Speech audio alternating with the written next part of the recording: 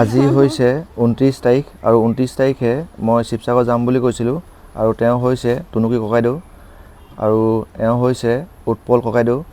আমি আজি ৰাতিপুৱা 5টা 20ত আমাৰ ঘৰৰ পৰা কেনেকৈ আমি শিৱসাগৰ ৰাওনা হৈছিলোঁ তাকে আপোনালোকক দেখুৱাইছোঁ। কেনেকৈ গৈছিলোঁ, কি কৰিছিলোঁ সকলো দেখুৱাম। আৰু এনেকৈ আমাৰ ঘৰৰ পৰা ওলাই গৈ তাইক চাগে চবেই চিনি পায় চাগে। তাই হৈছে জুনুকা। এয়া আমি 4জনে গ'লোঁ কাৰণ মোৰ গাড়ীখনৰ বস্তু পূৰা সোমাই আছিলে আৰু এইখন হৈছে বগীবিল। বৰ ধুনীয়া এটা অনুভৱ হৈছিলে, যেন শ্বিলঙত গৈ আছোঁ তেনেকুৱা লাগিছিলে। আৰু এইখন টোল গেট বহুত ভাল, এইখন টোল গেটত মানে পইচা নলয়, সেইটো কাৰণে এইখনত গৈ ভাল লাগে।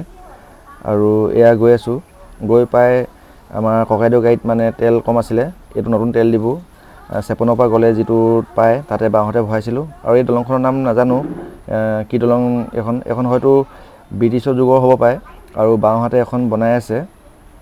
আৰু এনেকৈ আমি নামি গৈছোঁ। ইয়াত যেন তেনেকৈ এই টমটমখনৰ লগত ক্ৰছ কৰিছোঁ আৰু এয়া চাওক কেনেকৈ ক্ৰছ কৰিবলগীয়া আছে, এখন গ'লে এখন ৰ'বলগীয়া হয়। এয়া কিন্তু আগফালে লিখা আছিলে দুবল দলং বুলি, কিন্তু দলংখনৰ নাম নাজানো কি। আৰু এয়া টুনুকি ককাইদেৱে মোক আগবাঢ়ি যাব ক'লে আৰু মই এনেকৈ গৈ থাকোঁতে দেখিলোঁ এজন দৌতিয়ে বৰ ভাল কাম এটা কৰিছে। সেইটো হৈছে ৰাস্তাৰ মাজত গাঁত এটা আছিলে, তেওঁক এটা প্ৰটেকশ্যন দি দিছে যাতে ড্ৰাইভাৰ চিনি পায়। আৰু এয়া আমি ফাইনেলি পালোহি।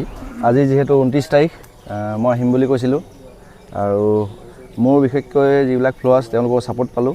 আৰু মই যলৈ আহিম বুলি কৈছিলোঁ তেখেত হৈছে মণি ভণ্টি, মণি চেতিয়া। নমস্কাৰ। আৰু গাঁওখনৰ নামটো কি? সুদুপৰা পাচনি গাঁও।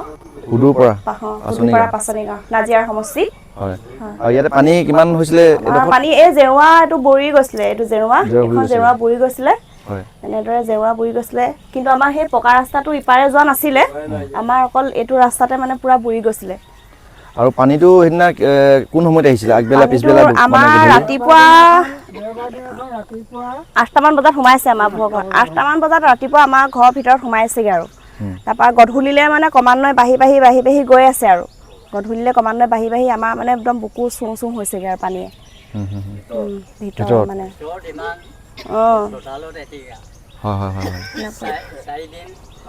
আমাৰ মানে পানীখিনি আমাৰ ইয়াত 4 দিন থাকিলে। 4 দিন থাকিলে 5 নম্বৰ দিনাখন মানে পিছবেলাৰ পৰা লাহে লাহে বাৰী ঘৰৰ পৰা লাহে গৈছে। 8 নম্বৰ দিনালৈকে তাৰমানে বাৰীৰ পৰা শেষ হৈছে আৰু কালি তাৰমানে আমাৰ ইয়াত কালি পৰহি আমাৰ ইয়াৰ পৰা শেষ হৈছে পানীখিনি। আৰু ডেড বডি বহুত আহিছিলে বুলি কোৱা শুনিছিলোঁ। ডেড বডি আহিছে, ডেড বডি আমাৰ অকণমান আগৰ গাঁওখন সোলাল কাটনি বুলি কয়, তাত বহুত ডেড বডি আহিছে। ট্ৰেইন ক্ৰচিঙৰ যিটো মানে আমাৰ ইপাৰে ৰাস্তা তাতে মানে বহুত ডেড বডি আৰু গৰু ম'হ তাৰপাছতে গাহৰি বহুত পাইছে। এতিয়া আমি আহোঁতে যি চাইছিলোঁ বাওঁহাতে হ'ব, এইফালে বাওঁহাতে হ'ব, এইফালে গ'লে সোঁহাতে হ'ব। আৰু স্কুল এখন দেখিলোঁ পুৰা ঘেল। সেইখন বৰতল হাই স্কুল বুলি কয়, নাজিৰা বৰতল হাই স্কুল। হয়, এতিয়া আমি এনেই সাহাৰ্য অকণমান দিব আহিছোঁ, বেছি নোৱাৰিলেও অকণমান মানে লৈ আহিছোঁ।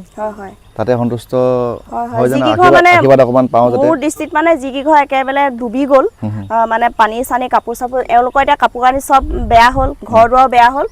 বিশেষকৈ মই এওঁলোকক চিলেক্ট কৰিলোঁ।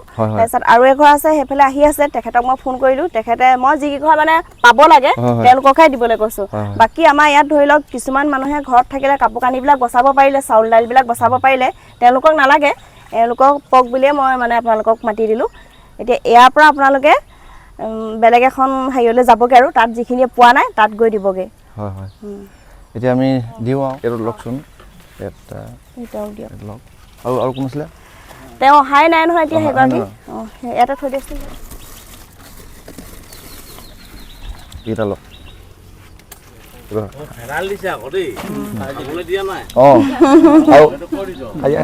ঘৰত কাজিয়া চাজিয়া লাগি পিনে এখন খাই দিব। আৰু এয়া আমাৰ ৰিংকু বাইদেৱে দিয়া কাপোৰ এতিয়া মণি ভণ্টিয়ে বিটাব লৈছে। আৰু মণি ভণ্টিয়ে বৰ ধুনীয়াকৈ আজি আমাৰ লগত সহযোগ কৰিলে। বহুতো জেগাত তাই গৈ ভালকৈ কাপোৰবিলাক বিলাই দিছে, সেইকাৰণে ধন্যবাদ জ্ঞাপন কৰিছোঁ। এইটো তহঁতৰ বাইলে থৈ দিছোঁ নেকি? তহঁতৰ বাইলে এইটো দেই পানী লওক। এইবোৰ চব নতুন কাপোৰ, একদম নতুন কাপোৰ দেই, এইবোৰ একদম চিলোৱাই নাই। এইবোৰ ঘৰত বিয়া চিয়া হ'লে পিন্ধি যাব।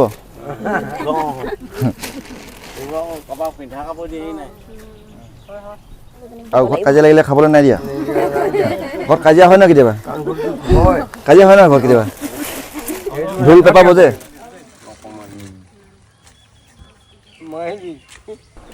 যিহেতু বহুত দীঘল ভিডিঅ' কৰা হৈছিল সেইকাৰণে এই ভিডিঅ'ৰ পাছত আৰু শ্বৰ্ট ভিডিঅ' দিম মানে পাৰ্ট বাই পাৰ্ট দি থাকিম কাৰণ দীঘল হ'লে চাবলৈ কোনো মন নকৰে আৰু দেখাম ধন্যবাদ এইটো মোৰ ফালৰ পৰা আপোনাক আপেল এটা দিছিলোঁ খাব দেই ভালকৈ থাকিব